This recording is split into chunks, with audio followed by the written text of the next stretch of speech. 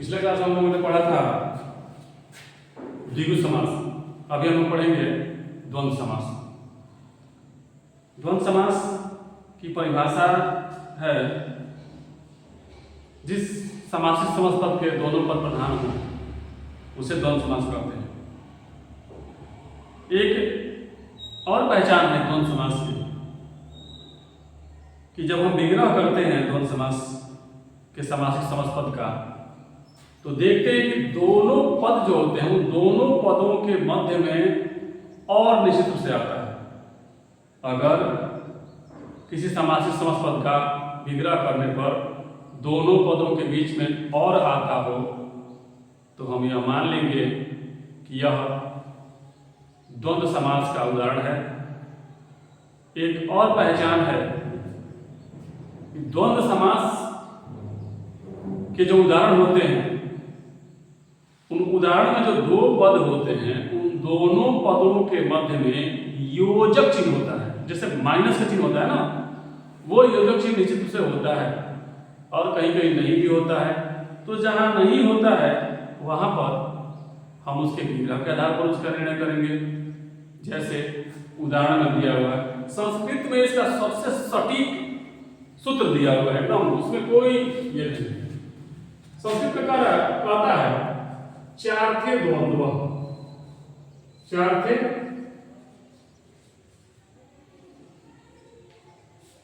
द्वंद्व। ये कह रहा है स्पष्ट रूप से कि च के अर्थ में द्वंद्व समास होता है और च का मतलब होता है, च का मतलब होता है और। तो कहा कि और के अर्थ में द्वंद्व समास होता है, यानी दो पदों के बीच में यदि और आता हो तो द्वंद्व समास होगा।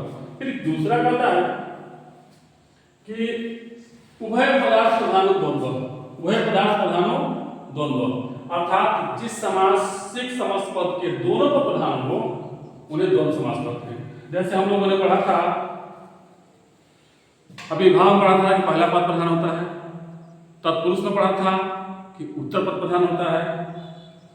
यहां पढ़ेंगे द्वंद्व समास में कि दोनों पद प्रधान होते हैं, लेकिन हमने पहचान बताया कि दोनों पदों के मध्य में योजक चिन्ह होगा या विग्रह करने पर दोनों पदों के मध्य में और आएगा या दोनों पद प्रधान होगा। ये तीन को पहचान है।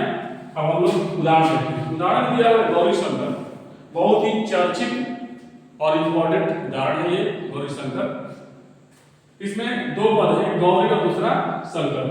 अब यहाँ पर देखें कि जैसे दोनों पदों के बीच में यहाँ कर रहे हैं कि जैसे यहाँ योजक चिन्ह है, यहाँ भी योजक चिन्ह है, यहाँ योजक चिन्ह है। जरूरी नहीं है कि सभी जगह योजक चिन्ह यहाँ नहीं है, फिर यहाँ भी नहीं है, फिर यहाँ भी नहीं है, कुछ में है कुछ में नहीं है।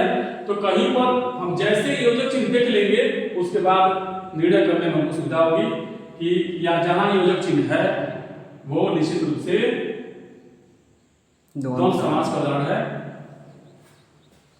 और नहीं है तो विग्रह कर लेंगे। विग्रह करने के बाद से पता चल जाएगा। तो यहाँ गौरी और शंकर, यहाँ देख रहे गौरी और शंकर जो है, गौरी शंकर के बीच में और आ रहा है, इसका मतलब यह द्वंद्व समास का उदाहरण है। फिर माता पिता में तो स्पष्ट यहाँ दिख रहा है योजक चिन्ह, तो ये तो पहले से ही कन्फर्म है कि माता पिता जो है वो द्वंद्व समास का उदाहरण है। फिर यहाँ पिता पुत्र, पिता और पुत्र, भाई और बहन, दिन रात, दिन और रात, रात दिन, रात और दिन। अर्थात हम देख रहे हैं कि विग्रह करने पर दोनों पदों के मध्य में यदि और आता है तो भी द्वंद्व समास है, या दोनों पदों के मध्य में योजक चिन्ह है तो भी द्वंद्व समास है। यहाँ देखिए हरिशंकर में दो पद है, एक पद है हरि और दूसरा पद है शंकर और दोनों पदों के मध्य में आ जा रहा है और, इसका मतलब ये द्वंद्व समास है। राधा कृष्ण, एक पद है राधा और दूसरा पद है कृष्ण, अर्थात राधा और कृष्ण विग्रह करने को होता है। यहाँ है शीत और उष्ण, यहाँ अ और उ मिलके ओ हो गया है। यहाँ पर क्या हो गया, गुण संधि हो गई है, शीत और उष्ण की गुण संधि हुई है, इसलिए हो गया शीतोष्ण। ठीक है, हो जाएगा शीत और उष्ण अर्थात गर्मी और जाड़ा और गर्मी। आचार व्यवहार, आचार और व्यवहार यहाँ स्पष्ट दिख रहा है क्योंकि ये जो चिन्ह यहाँ पर है। यहाँ गुण दोष है, यहाँ पे देख रहे हैं कि गुण और दोष, यह जो चिन्ह बता रहा है यह द्वंद्व समास का उदाहरण है। फिर यहाँ इधर उधर, तो ये इधर और उधर। लाभालाभ, यहाँ पर दीर्घ संधि हुई है। दीर्घ संधि में क्या होता है, लाभ और अलाभ दिया होता है, ठीक है। तो लाभ का अ और अलाभ का अ दोनों में क्या हो जाएंगे, आ हो जाएंगे, दोनों में क्या आ हो जाएंगे, इसलिए हो गया लाभालाभ, ठीक है, अर्थात लाभ और हानि। फिर यहाँ सीताराम, तो सीताराम के बीच में क्या होगा, यहाँ पर योजक चिन्ह है, इसका मतलब कि यह द्वंद्व समास है। इस प्रकार से हमें जहां तक विश्वास है कि द्वंद्व समास को समझने में कोई परेशानी नहीं होगी, समझ में आ गया होगा।